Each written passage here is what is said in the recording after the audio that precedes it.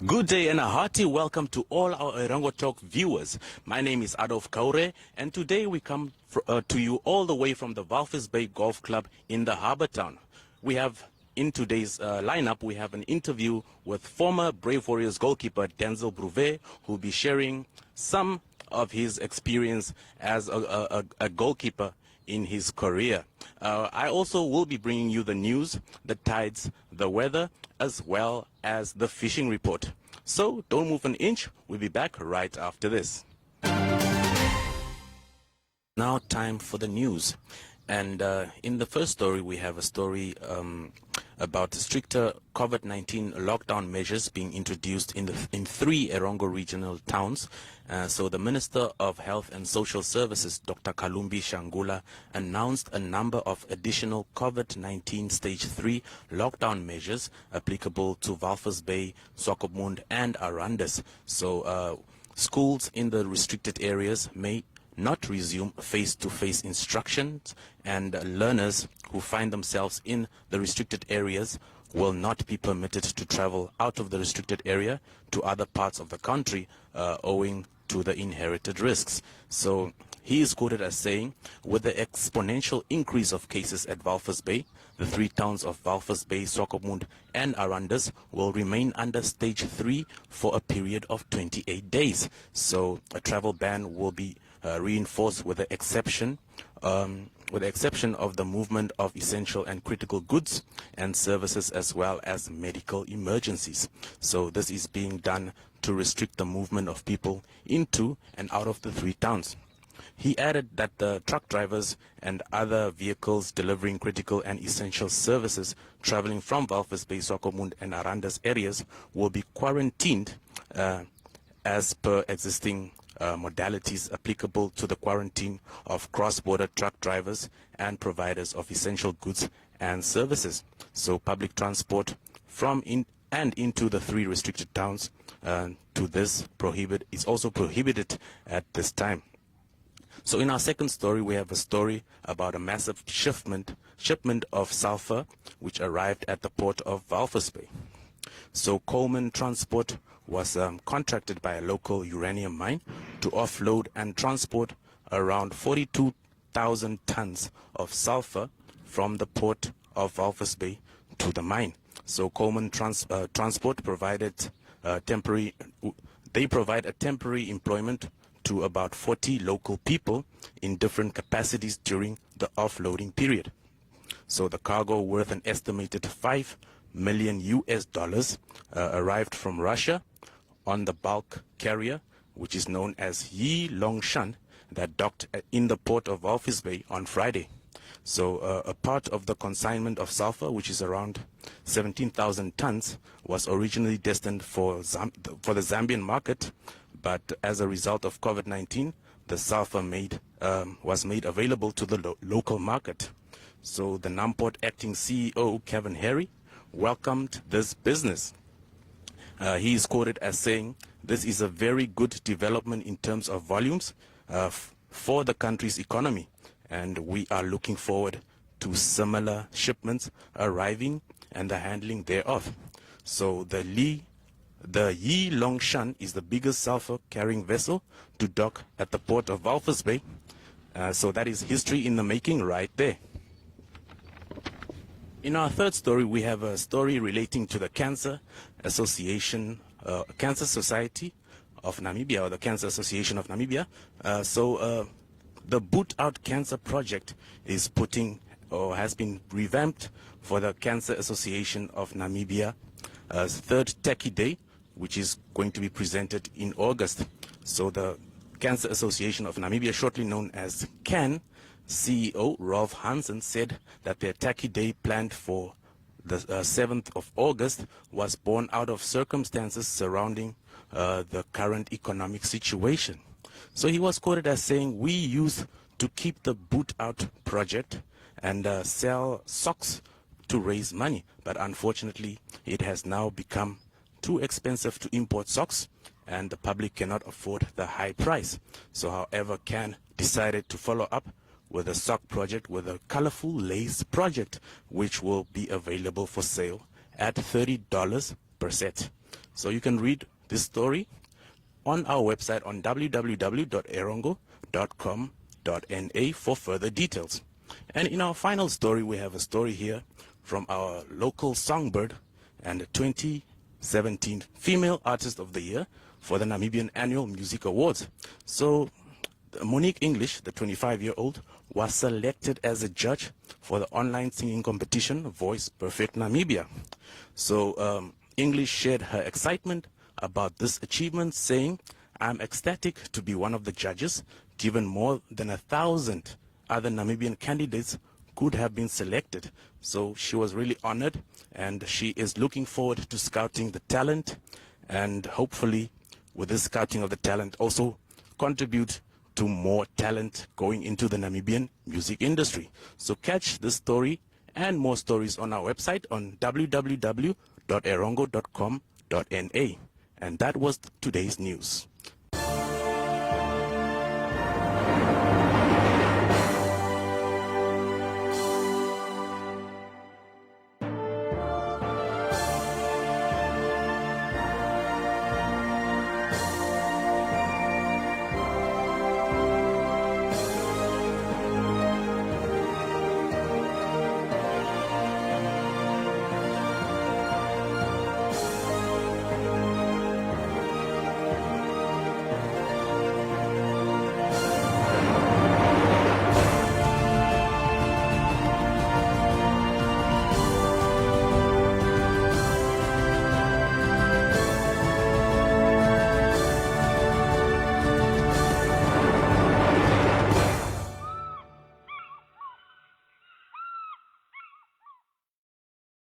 I'm joined here by Danzyl Bruwer, who is a legendary Namibian goalkeeper. How are you doing?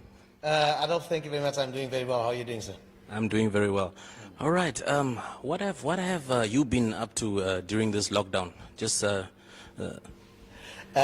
you see, it's not been easy, during this lockdown.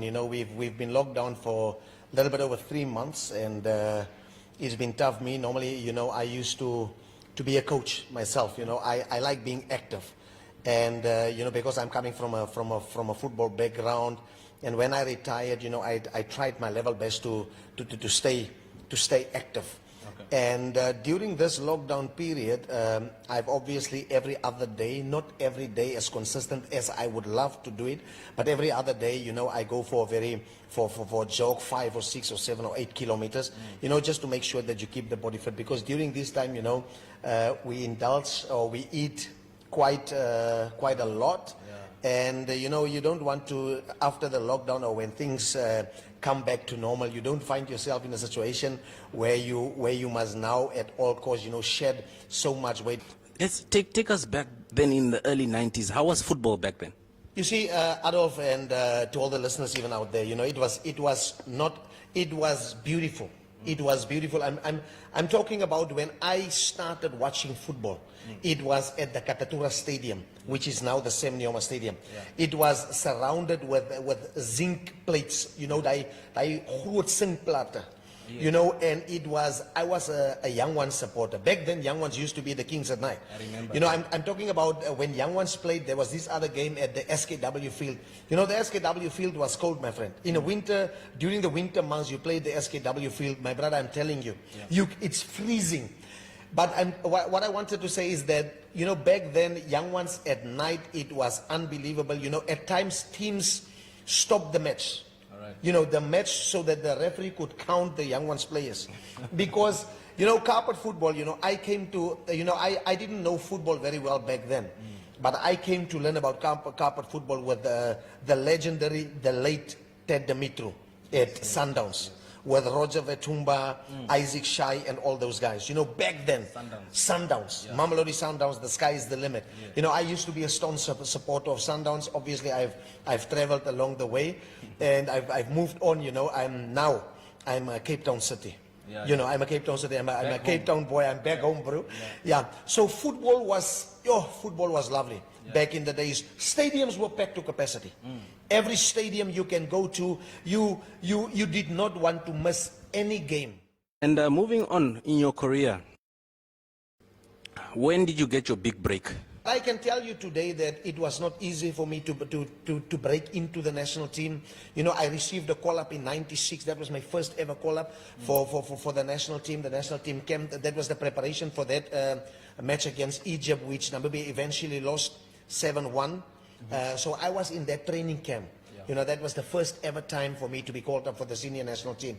But it was a very good experience at the time, because now I was amongst or in the midst of my idols. Exactly. You know, I was now so close to achieving my dream or my objective. But I'm telling you, being a goalkeeper, you know, in the goalkeeping department, it works totally different from any other position. Yes. Because for goalkeepers, there's a pecking order. There's a first choice, there's a second choice, and there's a third choice. If your first choice, if your second choice, you can only get in one's first choice is Once injured. the first choice is maybe red carded, injured, or not available. You understand? Yeah. And for me, I came in as a third choice because back then we had Ronnie Canalello, we had Daksan Jamba, and then I came in as the third choice. And I'm telling you, I was easy. You know, I got a chance in '97. Late in '97, I got a chance to play against my debut match for the Brave Warriors was against Zimbabwe in Harare. And we lost that one 5-2. And you can just imagine, you understand, it was, the debut was, it was tough. I'm telling you, it was one of those ones that you just wanted to forget. Because conceding 5 goals at your debut match, it's not a good thing. So I conceded 5 goals when we came back from Zimbabwe. I'm telling you, you can just imagine what the newspapers wrote, what the people said, and stuff like that. So I was a bit not in a very good space at that time. So it took me, after that match, Adolf, it took me another year Confidence to play the next match. to play the next match. Yeah, to get into contention for a game at least. And Coach Seth Boyce gave me that opportunity against Zambia on the 28th of August, 1998. All right. And altogether, you've collected 25 caps? Altogether, yes, altogether I played 25 senior national games for the country. The biggest, my standout achievement obviously was being part of, first of all, being part of the Brave Warriors team that beat Bafana twice in Namibia at the Independence Stadium. The first one before we went to the Nations Cup, the one after that was in '99 on penalties. But then the biggest of them all obviously will be representing or being part of the squad for the 1998 African Cup of Nations in Burkina Faso. You guys obviously also really did make your name stand out, because a lot of people wrote Namibia off, but you got a 4-3 defeat against Ivory Coast, who were a giant back then. And a 3-3 draw against Angola, and obviously the Benny McCarthy show, which... You know, I saw a video, funny enough, I saw a video of, Rudolf Bester posted a video of those 4 goals just the other day on Facebook. But you know, when we went to the Nations Cup, you know, we were so excited, we were so hungry. It was the first ever time for Namibia to qualify. Actually earned respect for Of course. You know that game, the first one against Ivory Coast, you know, we were trailing 3-0 at halftime. You know, in the dressing room, our coach Rustin Mogane and Peter Ubayan, you know, Rustin, you know, giving instructions and just motivate, because instructions, my brother. What he did in the dressing room was just trying to motivate the guys, trying to convince the players that, listen, these guys scored 3 goals in the first half. We can do the very same. But you know, it was, although at the time, you know, it looked a bit far-fetched, but I mean, we came back and we scored 3 goals. And mind you, Adolf, many people can testify to this. We had even better opportunities to win that game. You know, after we made it 3-3, we had another very good opportunities that we could have scored. And to make it 4-3, and then they got that 4th goal. But I'm telling you, we were labeled during that tournament, the people there, you know, because the Burkinabe, the people from Burkina Faso, they call them the Burkinabe, they were rallying behind the Brave Warriors. They were rallying behind the Brave Warriors.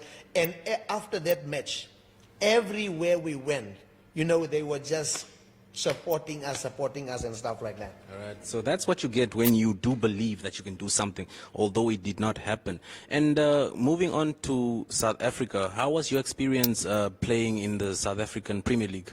In my retirement, I was 1 year not playing active football, just playing these Sunday gatherings and stuff like that. And then Colin April called me again, said, listen, there's a team in South Africa that needs a goalkeeper. I said, no, but you can't call me, man. I'm a retired, I don't play soccer anymore. But the guy convinced me, and I thought of it wise. I thought about it, and I thought, okay, these 2 weeks I can take as a holiday. Yeah. So I traveled to I didn't even know that I was supposed to go to Ajax Cape Town. Yeah. So when I arrived at the airport, I saw a guy dressed in Ajax tracksuit with my name on the board. I thought, Colin, how could you do this? I mean, because Ajax is known for going for younger players. And I was already 30. I was already 30 or so. And I was like, sure. But then I thought, okay, let me. I mean, they paid everything. So I took it as a vacation. Yeah. But I'm telling you, the next morning, when I arrived at the Ikamva, the facility of Ajax, I'm telling you, it's unbelievable facility that they have there. Now, that is Europe in Africa. The playing fields, the dressing rooms, the entertainment places, the restaurants and stuff like that, you know. And when they took me on a tour through the facility, you know, my eyes just went this big, and I was like, yeah, I'm not going anywhere from here. Yeah. So I was overweight even. Yeah. Believe me, Adolf. So I had 2 weeks there, and after 2 weeks, the coach didn't indicate anything whether they want to sign me, and I stayed there for another week. And after the 3 weeks, Coach Craig Rosley was the coach at the time. He told me that, listen, we have decided that we want to sign you. When I went to Ajax, I did not even have a cell phone, because I was going through a difficult time back then. Just before I went to Ajax, that's also why I took the opportunity, because I thought of it that maybe I can use this opportunity for this 2 weeks to Cape Town, just to go and straighten out things, you understand? Right. And the Lord was with me, and that opportunity materialized, and I signed for Ajax. I signed a 3-year contract with Ajax. And as you know, and many Namibians know, that I had I landed up in a problem at Ajax Cape Town. After 4 months in the contract, I was tested positive for a banned substance. And, I was suspended immediately from the contract was suspended. And they tested my B sample. The B sample also came out positive for the banned substance. And we're not going to go into or the nitty-gritties of what happened there, because I told myself, and I would want to eventually, on one of the videos that I'm recording every other day on Facebook, I made it clear that I will talk about that. I will go deeper into what happened at what happened at Ajax, what I struggled personally with. I will get into that one. I just wait for the right time to be there, so that I can go into that, because I know for sure, Adolf, that what I went through, I must tell my story. I will tell my story, so that my story can maybe help others to also don't fall in the same trap as I did. Yeah. So basically, all in all, I had a very it was a good experience. I know what professional football is about. I know what professional football can give you, what you can get through professional football, provided you are focused, provided you give it your all. So gone are the days where football or where sports is just another part-time thing, and what. You can make a living. You can change, football or sports can change your life forever. Forever. All right, what year was that when you were at Ajax? It was 2007, 2008. Okay. Yes, because that very same year, just the week before I got suspended, we went to play in the Telkom knockout final against Orlando Pirates in Durban. So I lost out on that one, even in opportunity to go with the team, and I lost out big time, because having a 3-year contract, you lose all the monies, the signing on fee money, the everything, the salaries that everything you lose everything. Yeah, because of the wrong choices that one makes sometimes, yeah. So now, after, let's say, 11 years after that happened, are you moving towards the right direction? Oh yes, oh yes, oh yes. The grace of God is upon me, and I've struggled. I went through a bad patch. When I came back, it was up and down, up and down. But as we speak, I'm in a much, much better space. I'm at a much better place this point in time. I am obviously not where I would have wanted to be, but I'm happy with where I am at this point. Okay. So by the grace of God, I'm doing very well, and my support structure, my family, my wife, my kids. I've also lost out so many years in the lives of my children, and now I'm trying to put things back in place little by little. But at this point of time, it's going very well now. It's a process. It's a process. This is something, Adolf. This is something that one will forever, just pick up the pieces and just to put the puzzle back together. Right. But by the grace of God, things are falling into place. All right, that was Danzyl Bruwer, and keep watching Erongo Talk. We'll be back right after this.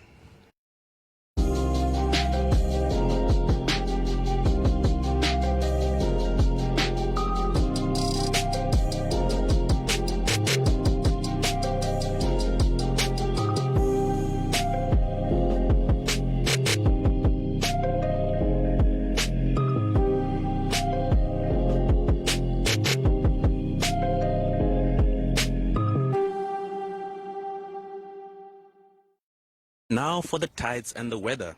We had a high tide at 4:45 this morning, and we also had a low tide that is at 11:45 this morning. We will have another high tide at about 5:15 in the afternoon, and another low tide at about 10 minutes past 11 this evening. So for the weather in Walvis Bay and in all other towns in the region, the sun rose at about 7:15 this morning, and it will set at about 6:30 in the afternoon. So for Walvis Bay, we will have a maximum temperature of 21 degrees Celsius with a wind flowing from the south. Tomorrow we will experience a maximum of 23 degrees Celsius with a minimum of 11 degrees. In Swakopmund, there will also be a southerly wind flow with a maximum temperature of 20 this afternoon. So tomorrow we will have a minimum of 12 degrees Celsius in Swakopmund, as well as a maximum of 22. In Henties Bay, there will also be another southerly wind today, and a maximum of 19 degrees Celsius, which is forecasted for today as well. Tomorrow, the temperature will be 12 degrees Celsius as a minimum and a maximum of 22 degrees Celsius. Randers will experience a southeasterly wind flow with a maximum of 29 degrees Celsius today, while tomorrow they will have a minimum of 7 degrees and a maximum of 33 degrees Celsius.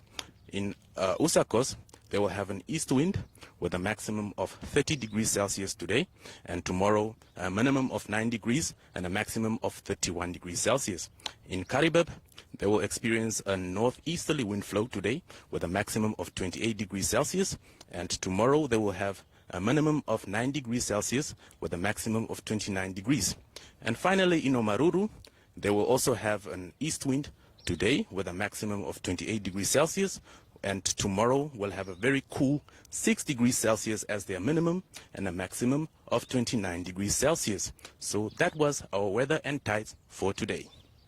Hi, my name is Sean Taylor from Anchors Away, and keep watching Erongo Talk. And as is the norm every Tuesday, we bring you the fishing report, which was compiled by our good friend Grumpy.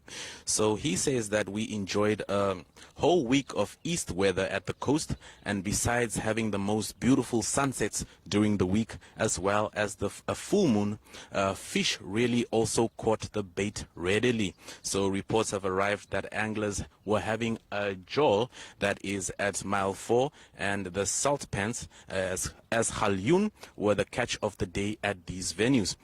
Even Vierkant Club delivered some decent fish.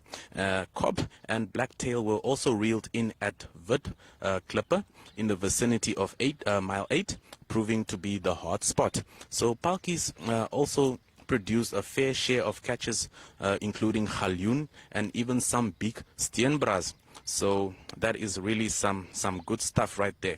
So as well as having the full moon, which comes with a spring tide, which leads to a very high tide and a reverse situation for the low tide.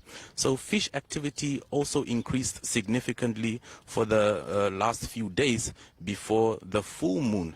So even the surfers were having a good time. That is according to Grumpy, and it's good news to see some really decent swells expected in the near future as well.